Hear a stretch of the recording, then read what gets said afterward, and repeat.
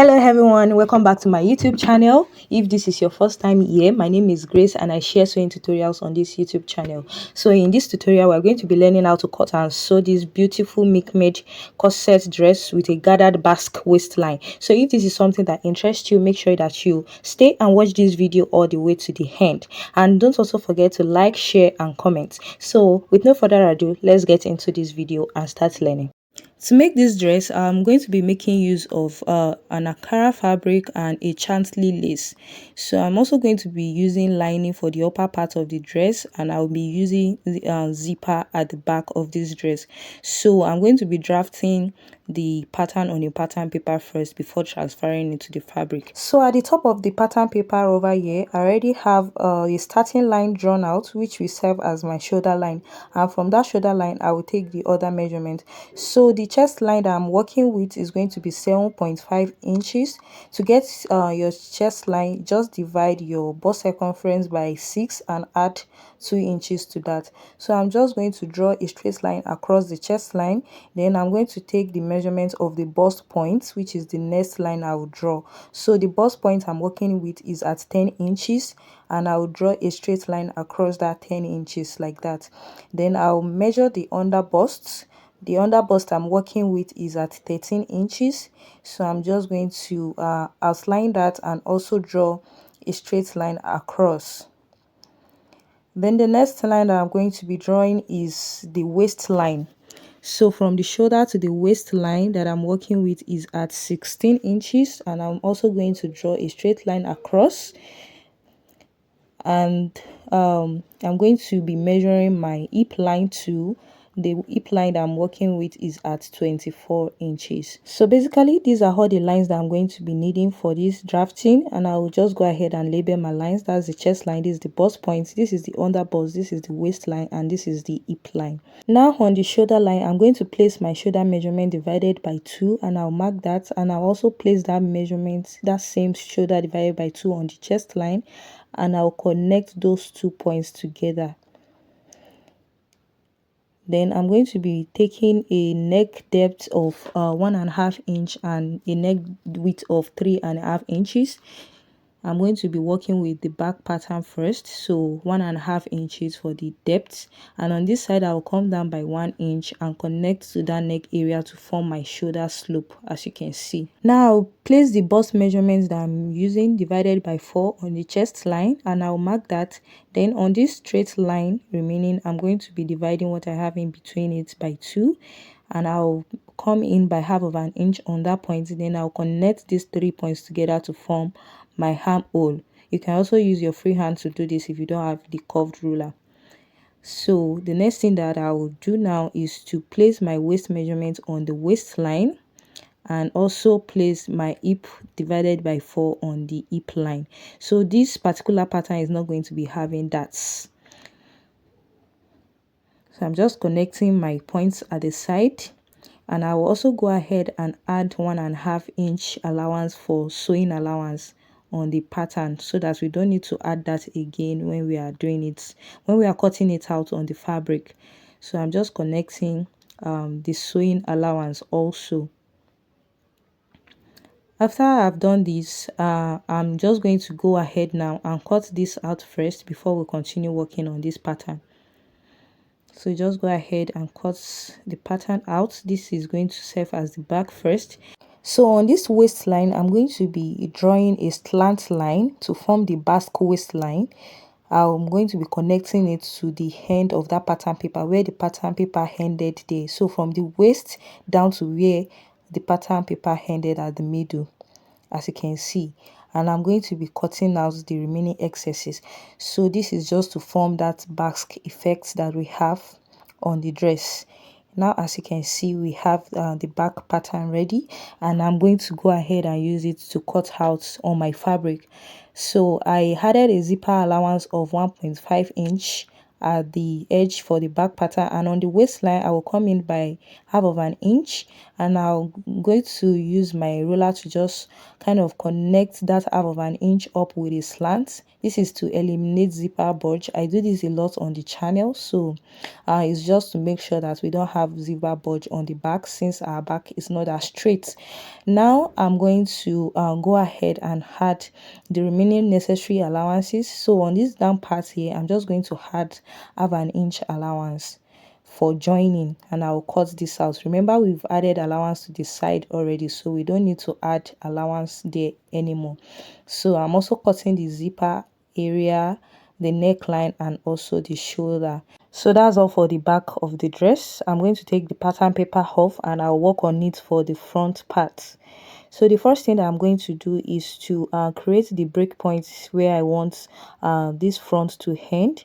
So I'm just taking 1 inch above the chest line as my breakpoint. You can maintain your chest line if you want, but I don't want the cleavage of the owner to show, so I went up a little bit by 1 inch. Then from this side on the armhole area, I came in by 1.5 inch, and I'll connect that place to the neckline like this with my ruler to form that shoulder, that slanty shoulder. Then on that new line that I created, I'm going to come in by 1/2 inch to create my bust bridge. Then I'll go down to where my under bust is. So on that under bust line, I'll also come up by 1/2 inch to create another line. I'll be using my red marker to do this so as not to get you confused. So I'm just coming up by 1/2 inch from that on the bust. You can maintain your other bust for this if you want, but I just prefer going up by 1/2 inch. Then I'm going to measure my nipple to nipple measurement divided by 2 and place it on that new line. So this person's own is 3.5 inch. Then I'll use my curved rule now to connect from that 1/2 inch bust bridge to that 3.5 nipple to nipple measurement division and connect it like this with a cuff. Then I also connect the second cuff from that 1.5 inch that I went in from that armhole area in order to form like a cup. So as you can see, we have a cup shape now. The next thing is just to cut this out. So just watch as I'm going to cut this out like this. So basically we don't need that upper part again. We only need this side that is going to serve as the shoulder, and it's going to be in a yoke form. So I'm going to label that yoke, and then I'll work on this cup piece. So I'm just going to measure what I have here and divide it into 3. So I have 6 inches and I divide it into 3 using 2 inches each. And I'm just going to draw a straight line across and label that 1, 2, 3. Then I'm going to be cutting out on the lines. So once I'm done cutting it out like this, I'll grab another piece of pattern paper that is a little bit wide, and I'll then go ahead and arrange these pieces on it like this, making sure that I have intervals of about 2 inches each. So when you get here, depending on how wide you want your cup to be at the end of the day is what will determine what you have in between these pieces. So if you want your cup to be very big, you can as well do like 3 inches or more. So I'm just cutting this out, and this is now the new cup. Then I'm going to be using this pattern to cut out the front, making sure it's unfold like this when I place it on my fabric. So the fabric is unfold and the folded edge is that middle part. So after pinning, I'll just cut this out. So I added 1/2 inch to that down part just like we did for the back. And then also at this upper part area, the bust bridge, I added 1/2 inch, and all around the cup I also added 1/2 inch. So this is just like a joining allowance. Now for the cup, I'm going to be going up by 1 inch after I've pinned it on my fabric. This fabric is into 2, so I'm cutting 2 pieces out at the same time. So I'm just cutting this out all around the cup. I added 1/2 inch, then to the top I added 1 inch so that we'll be able to fold it. You will see that when we are sewing it. And also to this one, to the down part, I added 1/2 inch, and to the side, which is the neck area, I added 1/2 inch, and also to the shoulder. Now I'm going to cut out the lace material, the chantilly lace, exactly like what I have on the fabric. So now it's time to work on the joining of the pieces. I've also cut lining pieces for all of them, the front and the back rather, and I'm just placing this right sides facing each other. So I'm going to sew the sides of this, and also the middle, this middle part I'm going to sew it, and also the sides. Then I'll turn it over to the right side. After doing that, for the back also, I have my lining pieces too. I'm going to arrange them the way they are supposed to be, like this. Then I'll sew the neck area, the zipper allowance area, and the sides, and I'll also turn it over. So this was what the front is looking like after I've done that. I'm now going to be working on the cup. So I'm just placing the net directly on the Ankara like this, and I'll head to my sewing machine and give this a top stitch to make sure that they stay together. So after I've done that, this is what I have, as you can see. And then I'm going to be folding it with half an inch once, then I'll fold it with half an inch again like this, and I'll go ahead to the sewing machine and give this a top stitch. This is just to create a space for where the elastic is going to pass. So after I've done that, this is what I have on both cups. Then I'll cut out elastic band measuring 5 inches. I'll cut out 2 of that so that I'll be able to use it to pass through my cups. So I'm just going to be using a safety pin to pass in the elastic like this. I've done one already, so I'm doing the second one now. And when I see that the elastic is already fed into it, I'll use a pin to hold it on one side and pass out the safety pin on the other side like this, and use my sewing machine to secure both sides. So after that is done, it's now time to attach it to the other parts of the front. So from one edge like this, I'm going to be placing the cup on the other parts, right sides facing each other like this, and I'll pin it down, as you can see. And I'll also do the same thing. Now I've cut out these strips because there will be rope in front of this, so I'm going to place the strip like this first before placing the cup on that side. Then I'm going to pin it together. So I'm just fixing the strips in between the cup and that side.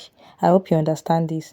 Then I will also go ahead and fix the cup on the other parts. I'll use my pin before going ahead to the sewing machine, and I'm going to be creating some little pleats because the cup is a little bit bigger than the hole. Just because of what we did now, we slash and spread it to make it bigger than the hole. And I will also do the same thing for the other side. Fix the cup like this, and also placing the strip at the middle before pinning the cup together. Then I'll also pin the other parts around and create little pleats in order for the hole to accommodate all the parts of the cup. So that's basically all. I'll go ahead to the sewing machine now and sew around. So when I was done, this is what I have. So can you see how beautiful this is? And the rope is also staying on it very well. Now I'm going to be working on the arm area, which is the yoke. So I'm just going to arrange them on each other, both the chantilly lace and the akara. I'm going to arrange it and make sure they are right sides facing each other like this, as you can see. Then I'll sew the side that is the neck area, not the armhole area now. So you can place your pattern on it just to be sure. So that part that is the neck area is what I'm going to just give a straight stitch. Then after that, I'll turn it over like this. Then I'll bring the front pattern and place it right sides facing each other on it like this, and I'm going to pin this. So this is what we have, and I'll also do the same thing on this other parts. Then I'll head ahead to the sewing machine to just give that like a straight stitch also and stitch it down. For the back, I'm going to be placing it right sides facing each other and placing my zip. So when I place it right sides facing each other like this, I'm going to measure like 3 inches up from the down part. uh for the zip. So the zipper allowance is just like 1 inch left now, since we've used the lining. And when I open this up like this, I'm just going to place the zip. I'm going to fix the zipper. So after I was done, this is what the zip looks like, and it's time to just kind of join the front and the back together. So I'm going to be doing that starting from the shoulder area. So I will open the front and the back together like this and place them right sides facing each other, making sure that the middle aligns, and I'll pin down the middle and also pin down the other side. So this is a method that is very good for joining your shoulder area. It comes out really nice. So after pinning it up like this, I'm just going to go ahead to the sewing machine and give this a stitch all the way around, and it's going to turn out really nice. I'm also going to do the same thing to the other side. I'll place them right sides facing each other like this, making sure that the middle aligns. That is very important. Then I'm going to also align the other sides and go ahead to the sewing machine and stitch it down. After I was done, this is what it looks like. And now it's time to join the sides together. So I'm just going to place them right sides facing each other, turn it to the other side like this, and I will use the measurement of my client to just sew it at the sides. So after sewing it, this is what I have. And for the down part of this gown, I already have my gathered piece here. So I ran a gather stitch around this straight piece, and I'm going to be joining it together to the down parts of the upper parts. So I'm just going to be sewing it from the middle like this, from the middle of the back like this. I'm going to place it right sides facing each other, and I will sew it all the way around to meet each other. So that's basically all. We are almost done. This was what it looked like when I turned it to the other side after joining the gathers. So the last thing now is just to add the sleeve to this dress. So I'm just cutting out the excesses that I have from the back, and I already cut out long sleeve for this particular dress. I'm going to be adding a long sleeve. So in order not to make this video too long, I'm not going to be showing how I added the long sleeve, but I'm just going to basically measure what I have around the sleeve and also on the dress and fix the both of them together. So after fixing the sleeve and I placed the dress on the mannequin, this is what it looks like finally. I also made about 5 cover buttons and placed it at the center front, all the way from the top to the down, as you can see. So I used both the Ankara and the Chantilly lace for the cover button. So if you found this tutorial helpful so far, make sure that you give it a thumbs up, drop a comment, subscribe to this YouTube channel, and also turn on your notification bell so that you'll be notified whenever I drop helpful tutorials like this. So bye till I see you in my next tutorial.